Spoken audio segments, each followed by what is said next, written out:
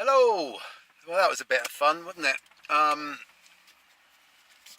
We're on our way home after a week away at work again.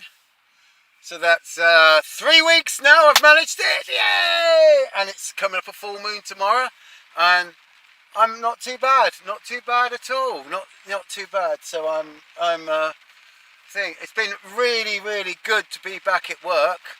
It's been really lovely, sort of like dealing with different things in life, and things have come into life, and I'm finding my feet again, and that's really good. And anyway, a story. I'm gonna tell you a story. Okay.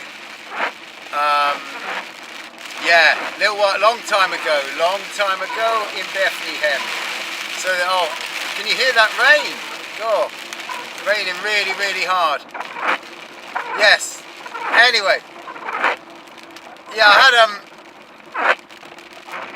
I've sort of like lived a bit of a life really, like in thing. But back in 1978, this is a story. This is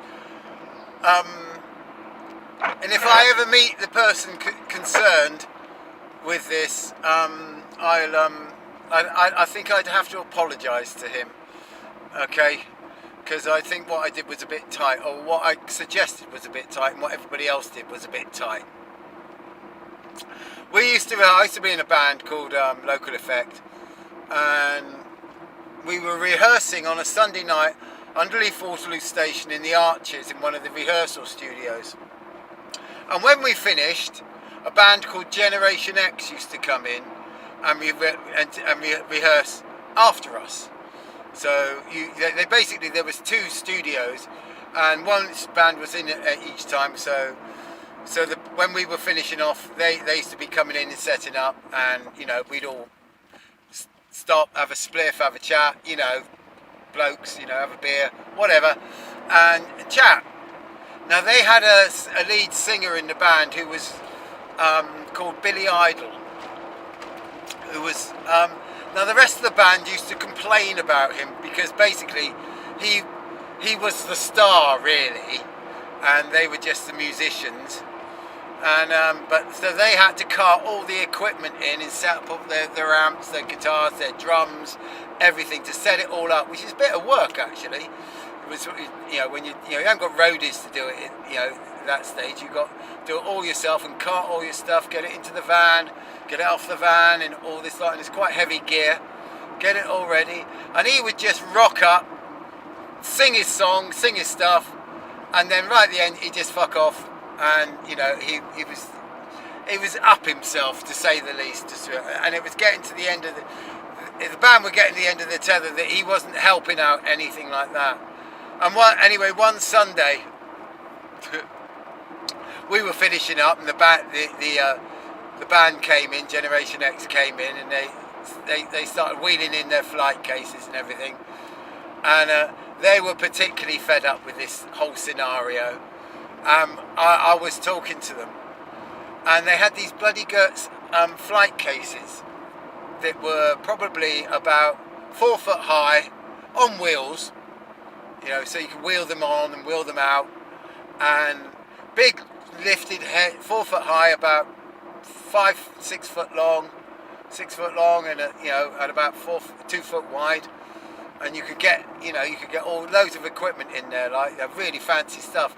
These stuff they could just put their band's equipment in. Two of them, they could get the whole band's equipment in them, and they could fly them on planes. They could do anything with them. They're fantastic. They're literally flight cases.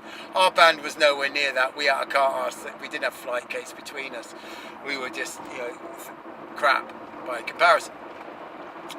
Anyway, they were standing there and they were whinging about Billy Idol not doing anything. Anyway, I said to one of them, well, when he turns up, why don't we just shove him in one of the flight cases and all go down to the pub for a pint? And sure enough, he came in with a girl under each arm.